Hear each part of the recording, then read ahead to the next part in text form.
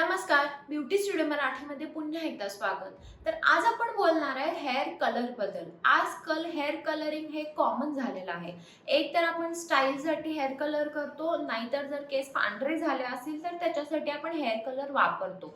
पण आजकाल मार्केटमध्ये असे काही हार्मफुल केमिकलवाले हेअर कलर आलेले आहेत, जेणे आपले केस जर थोडे प्रमाणात पांढरे असतील तर ते अजून पांढरे होतात, डॅमेज होतात, हेअरफॉल चालू होतो.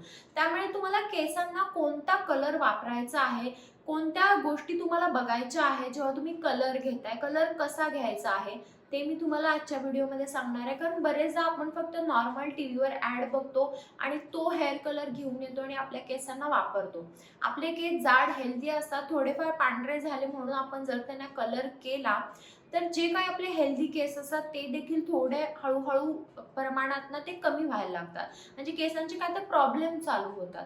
तर तुम्हाला कोणता कसा कलर निवडायचा आहे ते मी तुम्हाला आजच्या व्हिडिओमध्ये सांगणार आहे. केस पांढरे होणं हा एक नॅचरल प्रोसेस आहे. जसे आपलं वय वाढतं तसं मेलॅनिन प्रोडक्शन कमी होतं आणि हा एक पिगमेंट नसला की केस आपले पांढरे होतात. हेअर डायमुळे पांढरे केस अजून वाढतात का?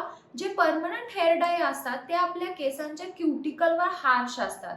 क्युटिकल केसांचा आउटर लेअर आहे, यांना ब्रेकेज, ड्रायनेस, फ्रिझी केस होतात. हेअर डायमुळे बरेचदा हेअरफॉल जादा चालू होतो, ज्याने पांढरे केस जादा दिसतात. स्कॅल्पची हेल्थ चांगली राहत नाही, कारण डायमध्ये अमोनिया पेरॉक्साईड हे असतं आणि अजून पण खूप जास्त केमिकल्स असतात, ज्याने आपले केस हेल्दी अजिबात राहत नाही.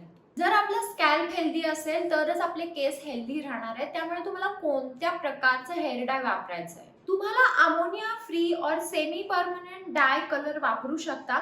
सारखं सारखं तुम्ही डाय करू नका, तुम्ही रूट टचअप पण करू शकता. आणि जेव्हा पण तुम्ही हे असे कोणतेही कलर वापरता तेव्हा तुम्हाला केसांना जादा वॉश करायचं नाही. आणि जर तुम्ही वॉश करताय तर कलर प्रोटेक्टंटवाला शॅम्पू वापरायचा आहे, कोणताही दुसरा शॅम्पू वापरायचा नाही आहे. केसांना कंडिशनर लावायचं आहे, नाहीतर केसांना तुम्ही दही लावू शकता, पण केसांना तुम्हाला प्रोटेक्ट करायचं आहे.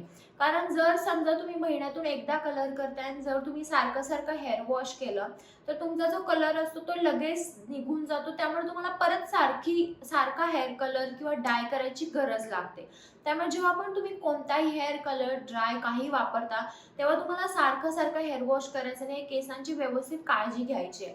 तुम्ही जर बोरचं पाणी वापरता तुमच्या केसांना तर तुम्हाला बोरचं पाणी वापरायचं नाही, कारण हेअर कलरला बोरचं पाणी, हार्ड वॉटर चालत नाही. तुम्हाला नॉर्मल नदीचं पाणी वापरायचं आहे, जेणेकरून त्याच्यामध्ये जास्त मिनरल्स नसतील आणि जेणे आपले केस खराब नाही होणार.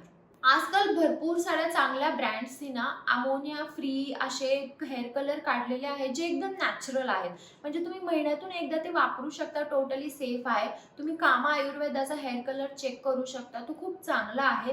त्याच्यामध्ये कोणतेच केमिकल्स नाही आहे, तो एकदम नॅचरल हेअर कलर आहे आणि तुम्ही तो सेफली महिन्यातून एकदा किंवा दोनदा वापरू शकता. तुम्हाला त्याचे काही साईड इफेक्ट्स नाही दिसणार. ते जे आपण मार्केटमध्ये डीमार्टमध्ये वगैरे जे कलर बघतो त्याच्यामध्ये खूप जादा प्रमाणात केमिकल्स असतात आणि ते आपल्या स्कॅल्पसाठी चांगले नसतात. त्यामुळे तुम्ही ते हार्श केमिकलवाले डाय वापरू नका. तुम्ही जे नॅचरलवाल्या गोष्टी असतात ते वापरू शकता. तर हा होता आजचा माझा व्हिडिओ. तुम्हाला काही शंका असतील तुम्हाला कमेंट बॉक्समध्ये विचारू शकता. आणि हा व्हिडिओ जर आवडला असेल तर व्हिडिओ लाईक करा, शेअर करा आणि चॅनलला सबस्क्राईब करायला विसरू नका. चला तर मग आपण लवकरच भेटू एका नवीन व्हिडिओमध्ये. तोपर्यंत काळजी घ्या. बाय.